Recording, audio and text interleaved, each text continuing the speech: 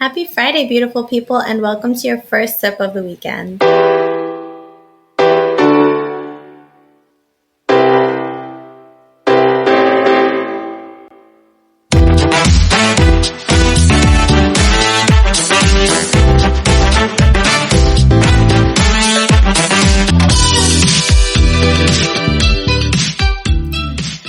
We're celebrating all you working professionals out there. You are doing your crazy craft, embracing the beauty of being human and connecting authentically. And we're your host, Sasha Nicole. We're living and working around the world, and we're holding space for you and keeping it raw and real as we share fresh content with you every week.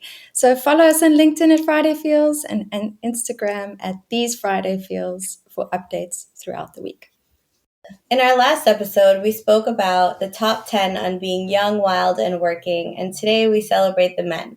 Happy Father's Day to all the men out there, whether you're a father to your goldfish, Labrador, rose bush, and plant collection, or a human child. We want to say thank you for who you are as humans in our lives. And we're both very lucky to still have our dads around, and so we thought today, let's continue our theme of top 10s with a very special chat. And we're talking the top 10 on growing up with entrepreneurs. We both come from entrepreneurial households, and so to help us unpack today's topic, we're bringing in four very special guests, our entrepreneurial fathers, as well as the woman behind the men. So a very big welcome to my mom and dad, Peter and Anita, and to Sasha's mom and dad, Sandra and Yagi. Thank you so much for all the support you've given us along this journey, and it's just super special for us to have you here today.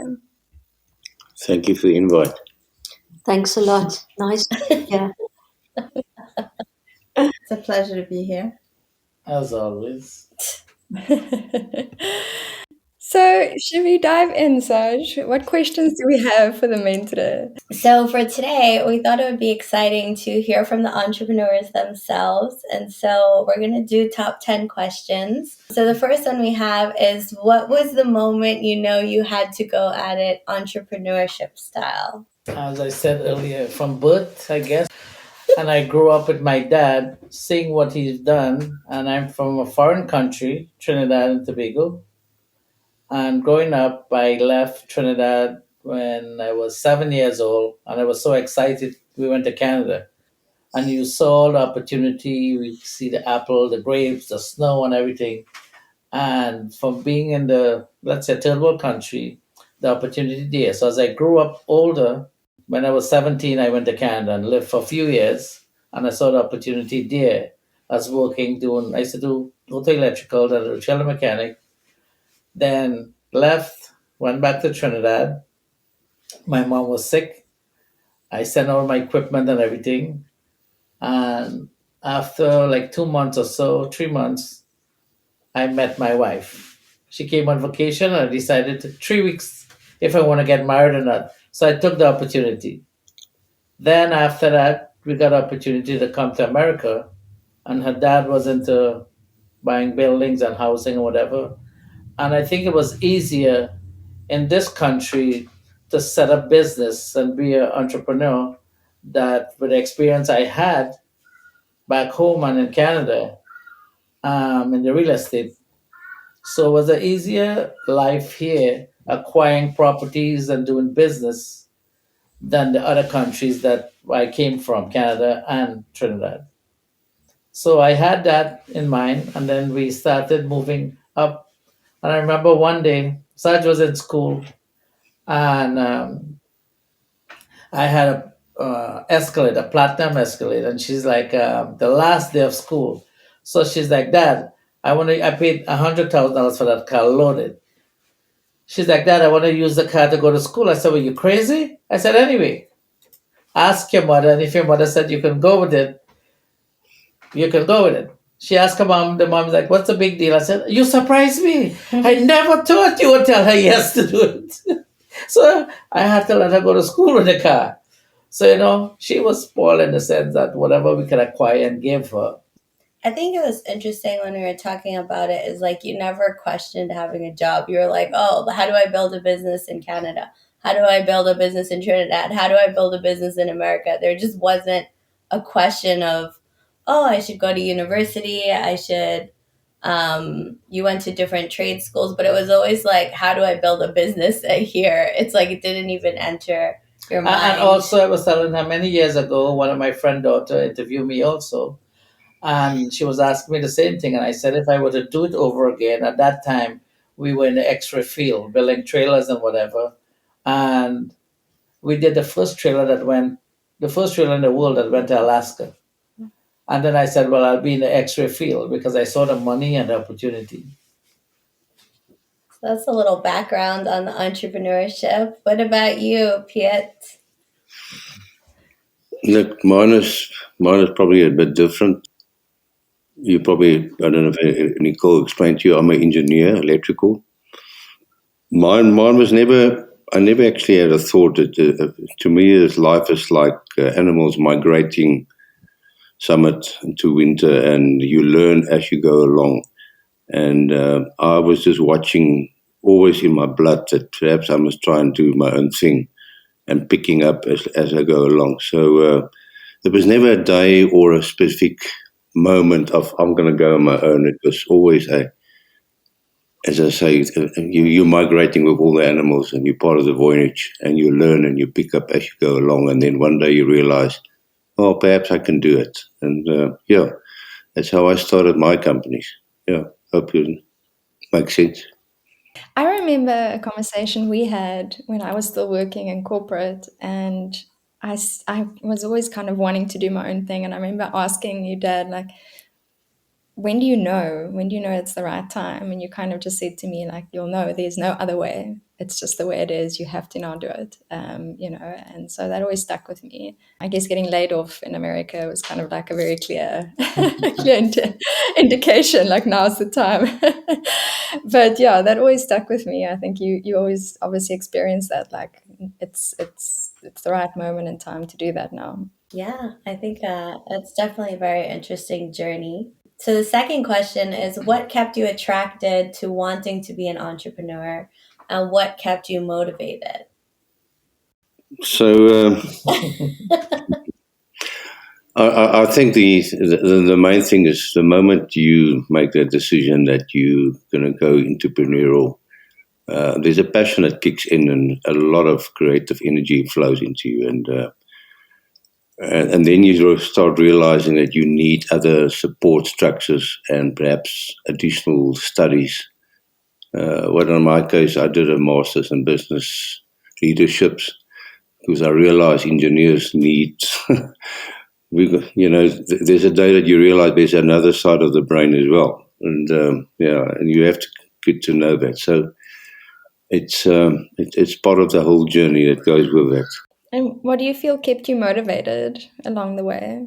Look at it. It's as I said. It's the passion and that concept of to make this happen. But Dad also said that when you start with it, and the trick is this action and make it happen all the way, and it keeps you going. And you have to look around, and it's an unknown area, and the entrepreneurial phases in the beginning is so unknown, and I think that unknown is making you throwing a lot of positive energy towards it and says, but somewhere in this universe, is a couple of projects I have to pick up, and that keeps you going and that support you, and obviously you need structures and mothers and children around you that makes it happen.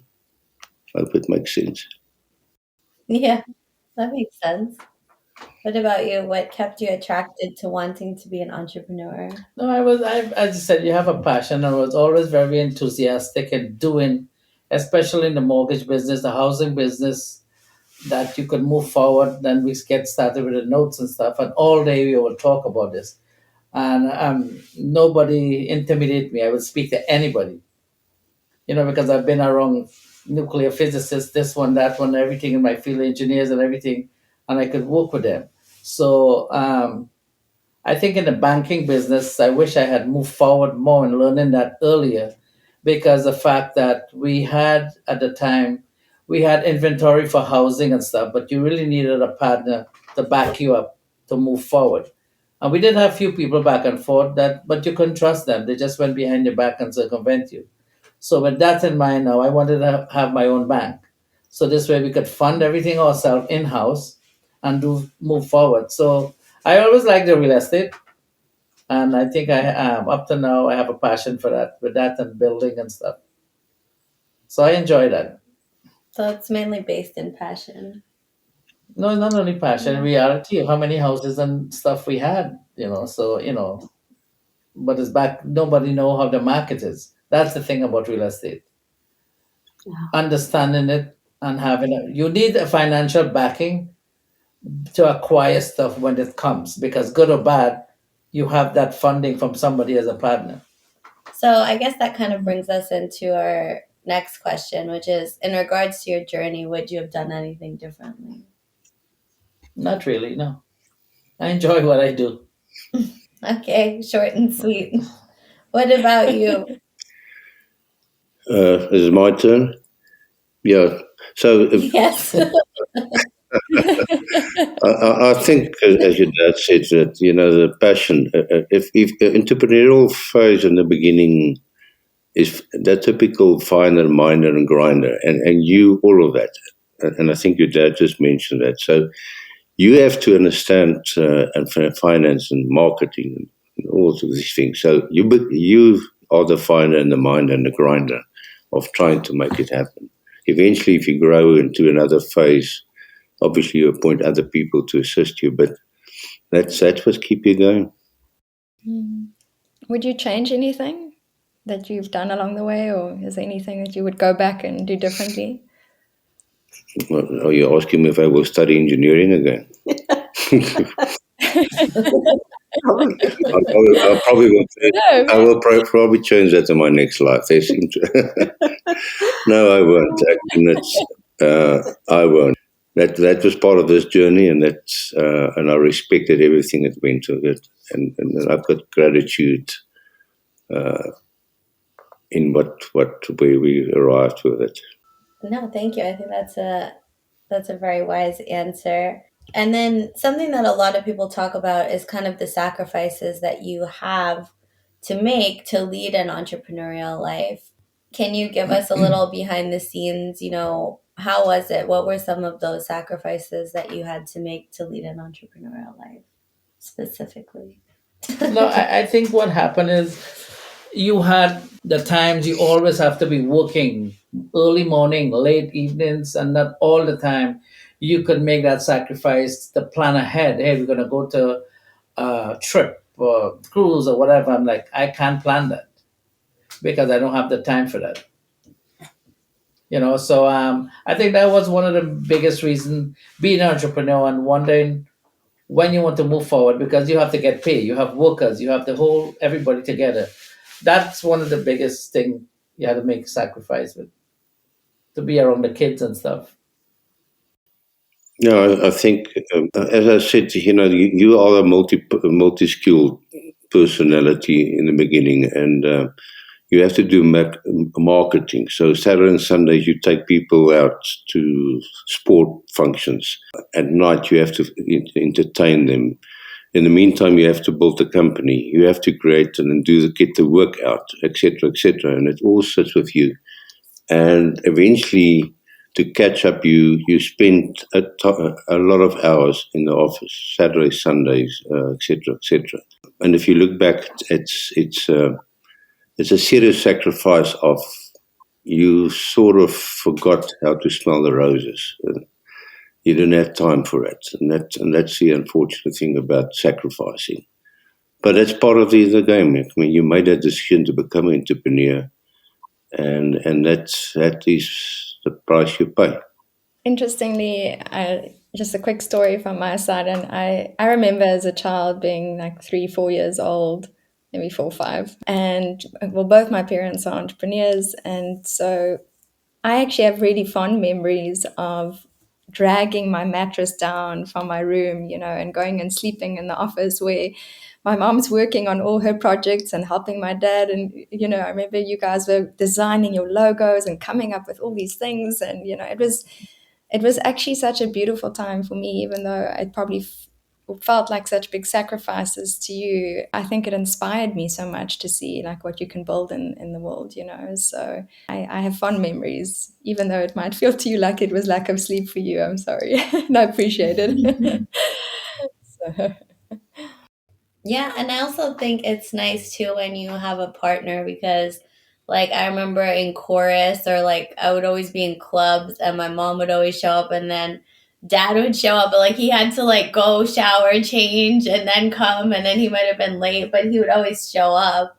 And so we just kind of knew that was the way things were. It's like, okay, well mom will be there all the time and then or my aunt or my siblings and dad will be there, but I don't know if he'll be there the whole time. Like, but it was just that he made the effort, right? And I think now that when we're doing it, I can see myself doing things like that. I moved anniversaries, I moved birthdays, I moved this day. Like, oh well, I need to travel. I have to do this. Can we celebrate another day? And it's hard to kind of juggle that even without having kids. So I have no idea how people do this with having like a personal life. I guess it's just about balance, right? And you deciding like quality time is quality time, even if it's on the wrong day or if it's at the wrong time that everybody else isn't celebrating. And that is, we'd always go to friendlies, we'd always go to these other places to celebrate. And those are the things that you remember. You don't remember that, they were probably hustling to beat traffic to come at a certain time,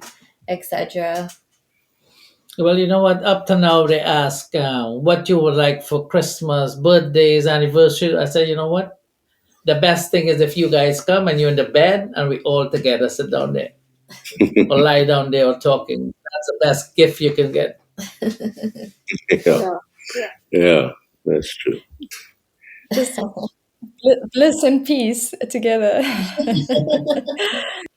Well, I mean, it's like a common thing too, is that most people remember experiences. They don't actually remember things. So over time, it's like that's what you build up and you remember. And a lot of people like wonder why I'm super close to my family. I'm like, well, because like we're always around, no matter what.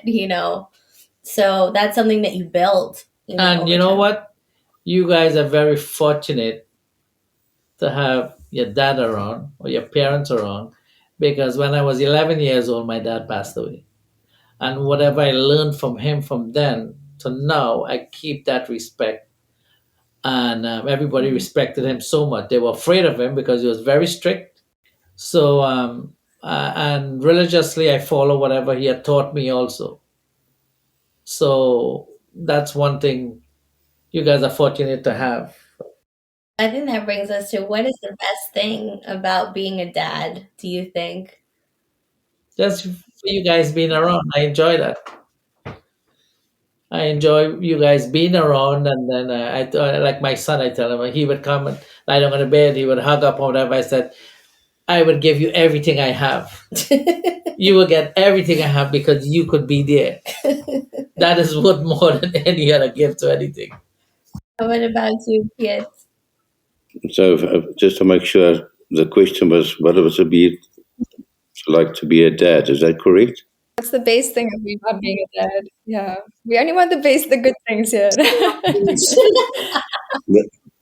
A cheerleader. No, I think it's virtually. I mean,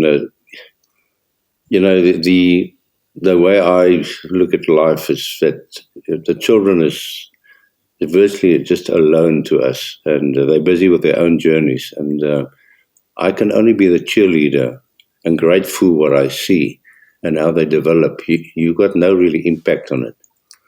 I think the other thing is I can remember. We live in Africa, so just a bit of a story. Nicole will know what I'm going to say. We, I enjoy wildlife photographic. So I took her a couple of times with me on these photographic trips, and she sat next to me with these 600 millimeter lenses, serious bazooka lenses, and the baboons were playing and making somersaults and stuff. And that laugh, if I can turn it, that is to be a dad. That's all I can say. Yeah. Those monkeys are crazy. It's really difficult not to laugh at them. I said that's a high bar your dad is setting. To get a good laugh out of Nicole, you got to go take her to the monkeys. I have to just say that wait, I have a very wild imagination, but my dad did take full advantage of that over the years and told me that I was born a monkey and that they cut my tail off and kept it in the cupboard, and I believed him. So I have a long relationship with monkeys. Yeah. Anyway, oh man, yeah. Well, we're so grateful for you guys being our dads. So thank you for being here today, and yeah, may we have lots more mini laughs together. Yeah, I Yeah. think as Dad says, it's. I think we grateful that we as dads are still around and be able to share today, for example, with everybody. And there's a lot of other children that lost him, as your dad lost his dad at 11. It's always a miss. So I think everybody around this table is very fortunate. Absolutely. On that topic of like life experience, I'm quite curious. What do you feel has been something that you have felt like you kind of lacked experience in, that's made an impact on your journey as an entrepreneur, something that you had to kind of go find experience in, or maybe find a mentor, or, what was something like that that came up for you along your journey? Look, if you're in the technical world or the engineering world, Friday you don't know a subject, by Monday you know. So that's just part of the game.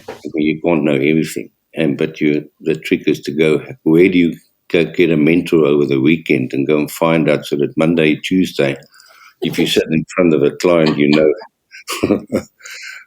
know what you're talking about. At least the subject is you've got to demonstrate knowledge of the subject, and that is just part of life, and it goes for everything around the table. So.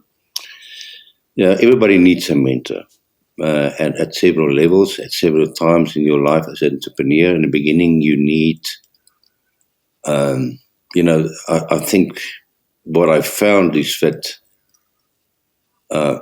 some people like to count all the leaves before they'll tell you there's a couple of trees around. And then you get other people that just look at the couple of trees and say, and the leaf doesn't matter. I'm guessing that's about the amount of leaves I'm talking about. So, well, I'm just saying, there's a lot of people doing detail, and there's a lot of people that can actually entrepreneurial forward on just an instinct of this is the right thing to do. You don't have to go and count all these trees to eventually get to a product. And in the beginning, you are everything. But I think the understanding is that you will have to find strategic partners that fill that gap in. Because I've got a blind spot. I will never become a pilot. I can't see all that meters. There's just too many. I won't be able to see them. I can't see detail. It's not into me. So I needed a lot of partners and mentors that carry me in my blind spots as in terms of detail. Yeah, and I think that's part of life to understand that will make you a full, complete entrepreneurial person. That's my story. Great. How about you, Yagi? You know what? I remember when we were doing the stuff in the extra field, I had a T-shirt, and this guy was a maid. So there's like, what is that? It had a T-shirt says, "If you cannot dazzle them with brilliance, baffle them with bullshit." So and I would sit there with them and among everybody, and then as your dad said, you have to figure out from today to the next few days what would happen. But I always had the confidence in myself I would achieve what we came there to do. So it's like from Connecticut to Long Island, I go back and forth, and I put on a T-shirt purposely among those guys. So I think even, because I know what Josh is talking about, the lack of formal experience, you kind of made up for it with confidence that you could figure it out. Even though you're around people with more formal experience, you still have common sense. So you can kind of navigate that world Yeah. without feeling like you don't understand what they're kind of Well, the saying. boss he had his degree in meteorology. So one day he came to the back and he's like, "Yeah, you got to weld that." I said, "Weld what?" Yeah, you can weld it. I said, "Well, what? How could you weld aluminum and steel together? And you have your degree. You're a nuclear physicist." I'm like, these guys are a bunch of idiots. You know what I mean? Oh, But they gosh. respect me. They respect me in every field we went to, all the government facilities, all these places to go and do it. Whatever it has to be done, you take charge. But how do you learn something like that? Did you have a book that I taught went to you? school for that. So you feel like your trade school taught you more than these guys? Yeah, with all these big degrees you guys have. They have. He has his engineer. Right? He's one of the biggest in the world for X-ray. He has his engineers. He has everybody from Connecticut. Blah blah blah. And I was telling Saj yesterday, they were doing a room to X-ray the tanks and then that went to Desert Storm in Pennsylvania. So we went in there to build a room or whatever, and I'm in Connecticut. I said, "You guys are building this wrong. You have to put supports and all this thing in these tracks, right?" He's like, "Oh, you know what? We doing this for 35 years." I said, "But if you were jackass for 35 years, it still wouldn't change." Excuse my language. You know what I mean? I tell the engineer. So anyway, we went Connecticut. We installed a room. We installed a manipulator. And after 2 days, the wheel cracked and the deflection they had. So that was Thursday. Saturday morning, they came with two 35-foot angle iron with all the gussets welded, exactly what I told them while I was in Connecticut.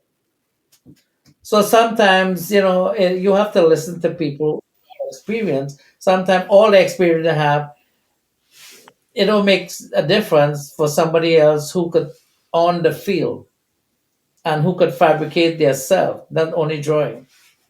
So with that experience with that, I think was good enough to be among them. That's awesome. I love that story. But wait. Also, one thing in business, and I told them, I said, if you have a passion for your workers, I said, I will always do business, but I will never be a businessman.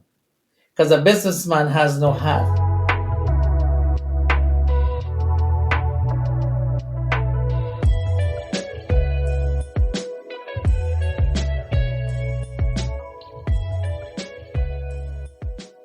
Awesome. So we've heard from the entrepreneurial men, and we're very grateful. We can also both say that we have our moms with us still today. And so we have some questions for you, seeing as though you've walked this journey with our dads. And our first question is, what attracted you to them and what kept you attracted? Oh, gosh. Do you want me to leave the room?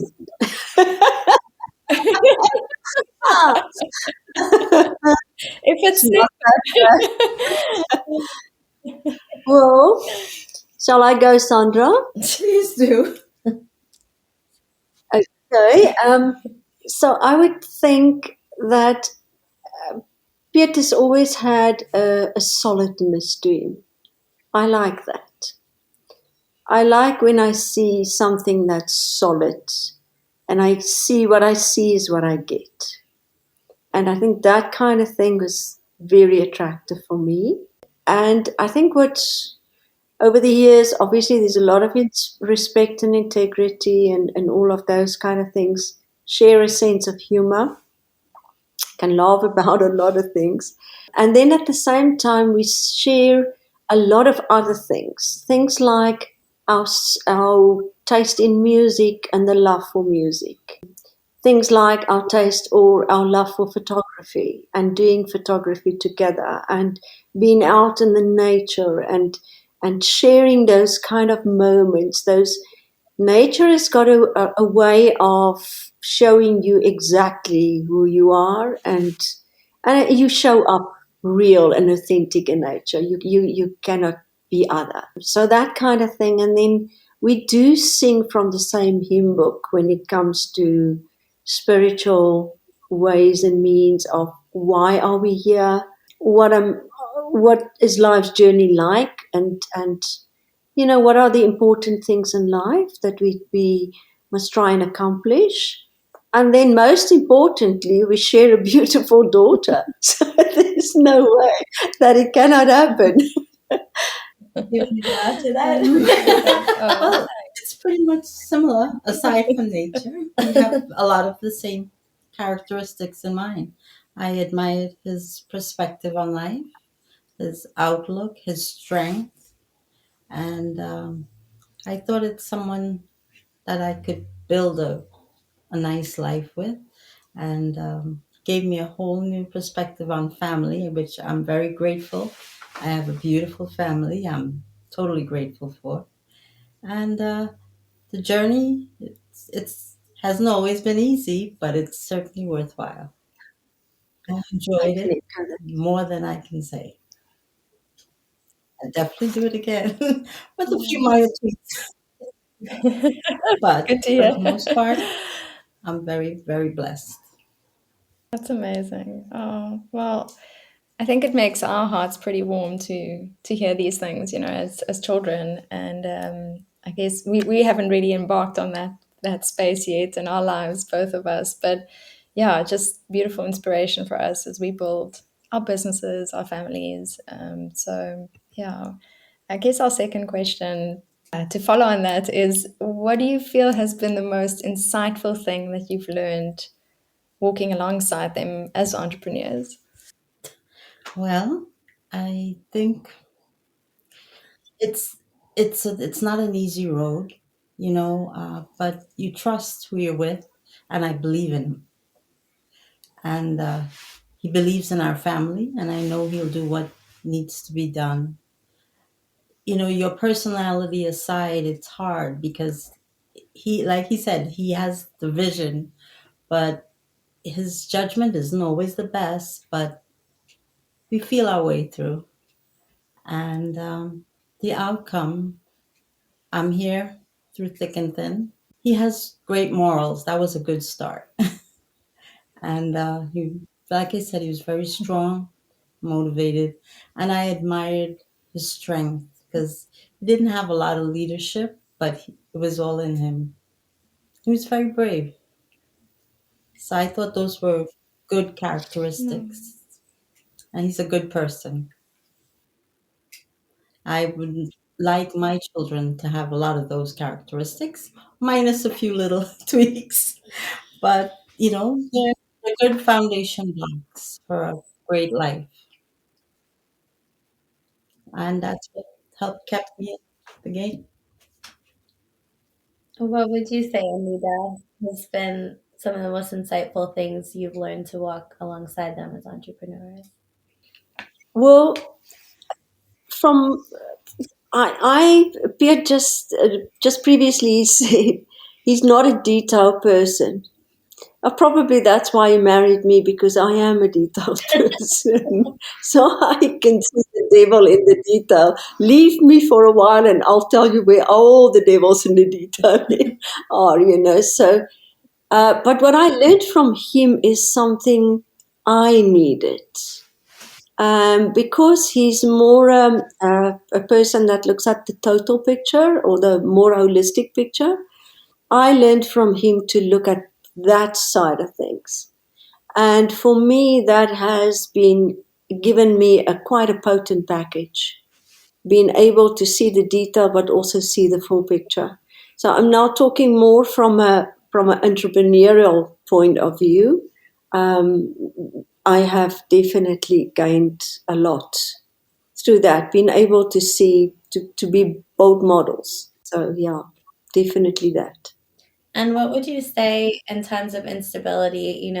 Obviously, as an entrepreneur, things are sometimes good, things are sometimes bad. There's a lot of market forces that have to do with your journey that not everyone knows where things are headed. How do you deal with those highs and lows? The highs and the lows. Yeah. The highs and the lows, I think sometimes they flow into each other in a way that after a while, especially when a man is an entrepreneur, you don't literally look for the highs and you didn't literally look for the lows. It's all part of the same package. What Peter said, he's got a way of saying, he referred to something which I would call an entrepreneurial bandwidth. And I think the woman that finds herself in a marriage with an entrepreneur, I have found that bandwidth is pretty wide. It's pretty big. There's a lot of gray in that bandwidth, and you have to live with it. And the highs and the lows are somewhere in between. And after a while, you just naturally flow with it. I think that's nicely said. How about you, Sandra? Hmm. Well, we committed to one another. I know it. I didn't always know how it would end, but we always believed in each other, and I try to have his back, and I know he has mine.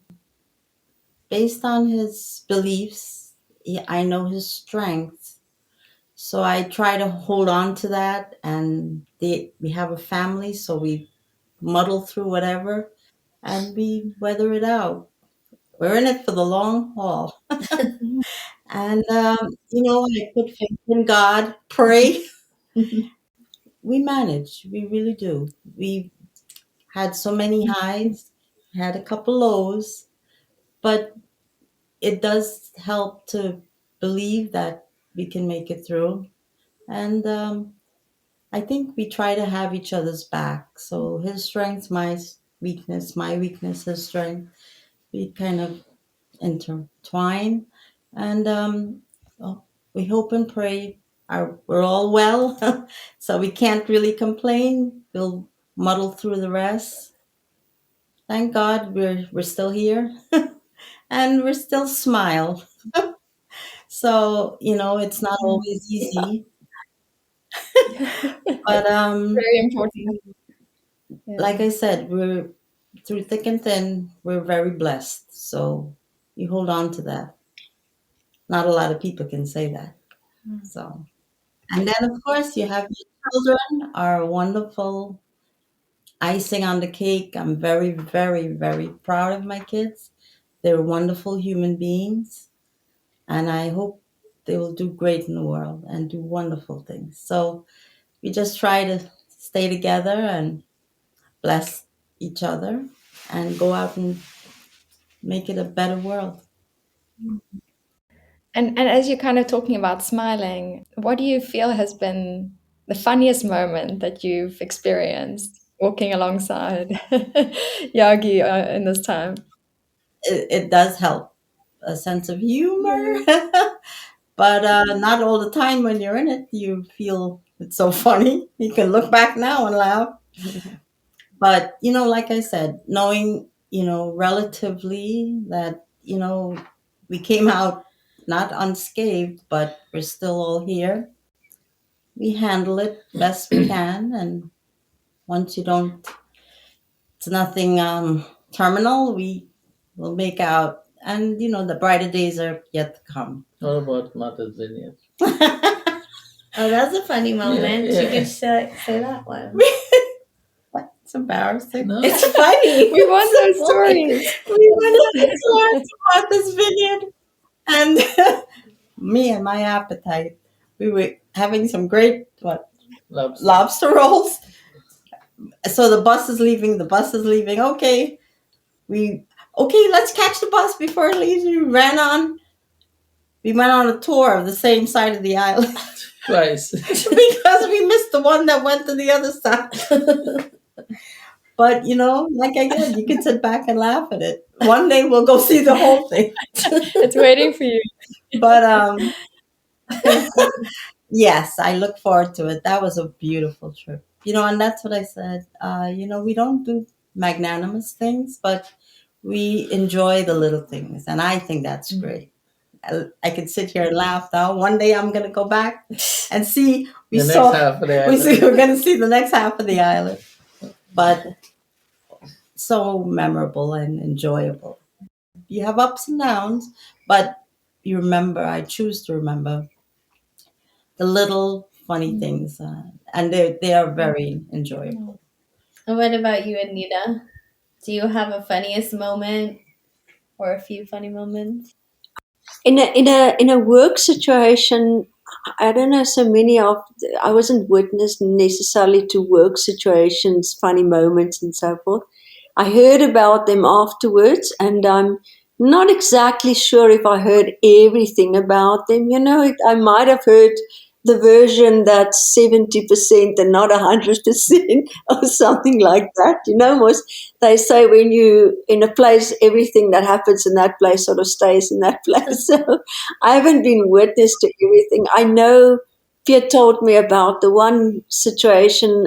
I think they were in Bangkok, and they were a lot of men together. And the one guy from the UK paid two tuk-tuk drivers to do a racing through the streets of Bangkok. You didn't know that, yeah. Yeah, he didn't know. He didn't know that's going to happen. Now, Piet knows from experience in his perhaps in his student days and so forth, that when you start doing that kind of thing, then it's going to end up in not a good way.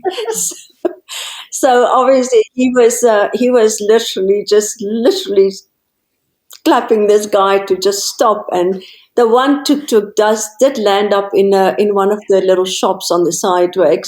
So those are the kind of funny things that I heard of. The funny things that I sort of experienced with him was more on outside of the work situation, more things that we did as a family together. Those kind of things were very special most of the time. But I think the one thing that I remember most vividly probably is the most fun that we as a family had. And it was always on Sunday mornings after church. Then as a family, he would pick up the guitar and Nicole and I would sing, and we would sit together, and then we would totally forget about me working, him working, and us running all over the show during the week and so forth. So for me, that's probably, it was funny also in the sense that it was so enjoyable. We had so much fun, and we were doing something special together. I think that's what stood out most over the years for me. And I know a lot of people who listen have listened to some of my songs, but my mom has got the most beautiful voice. So hopefully one day we can sing together, and then we'll get my dad to play the guitar again. That'd be great. Yeah, those are wonderful memories.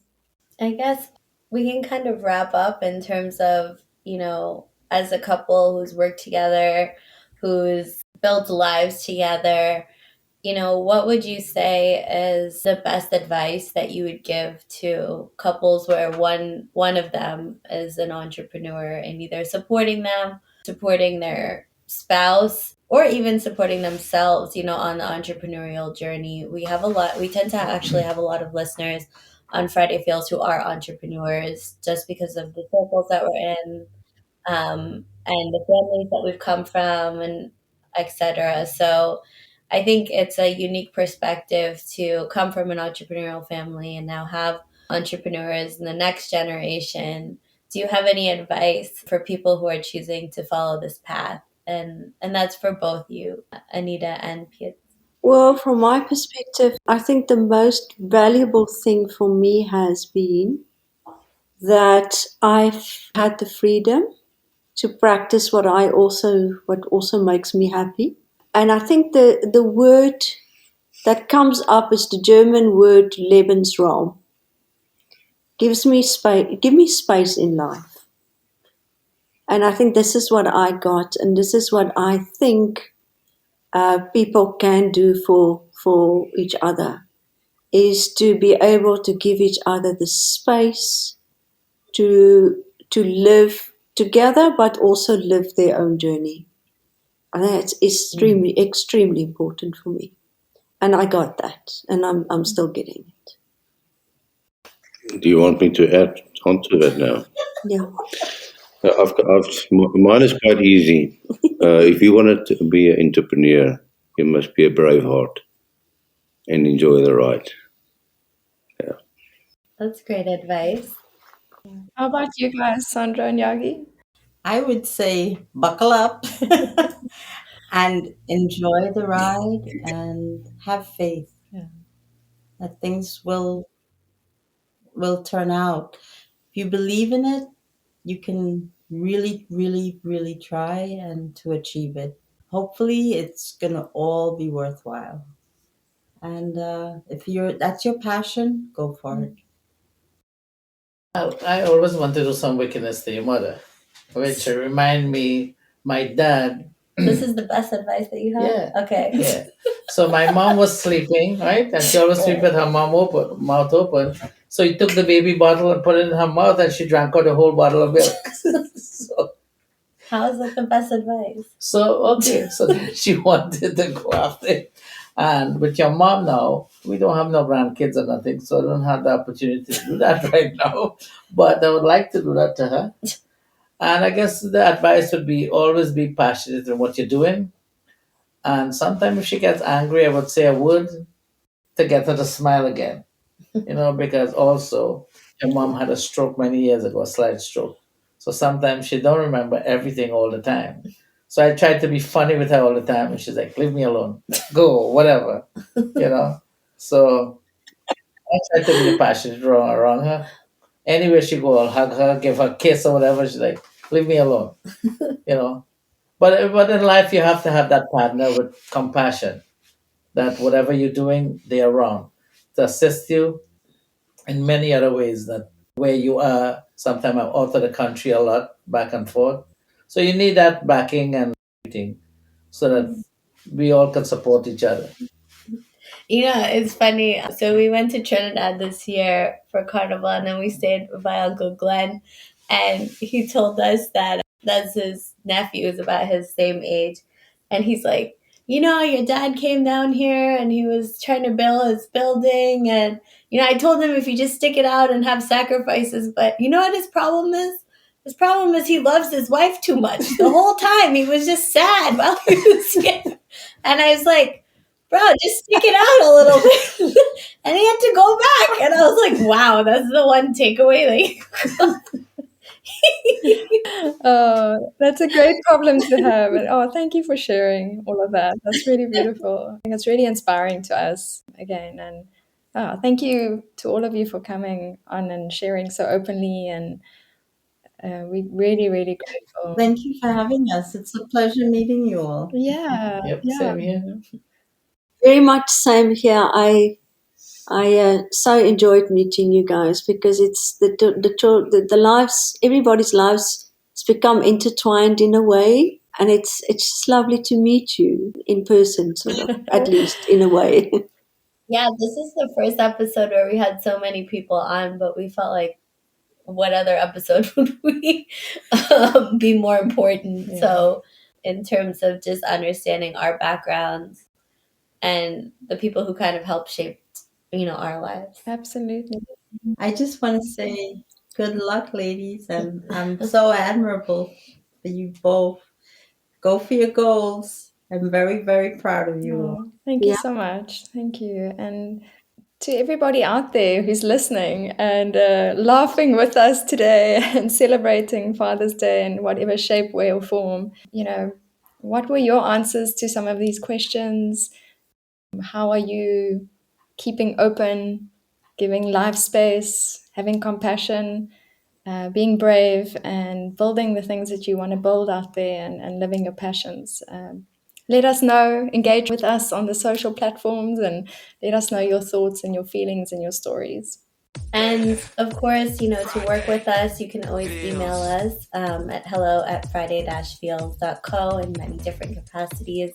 We're super excited for this month of bringing in all this new energy and new topics. It's been 6 months since we launched the podcast, and it's been super exciting. A lot of work on the back end. And Nicole's lovely, creative, but also detail-oriented brain has helped push us through. And so we are super excited for what the next 6 months looks like. And next week is the last week of this month, and we're wrapping it up. This fun surprise series with a bit of reminiscing on good times. So stay tuned for what's to come and beyond in the fresh feels of July.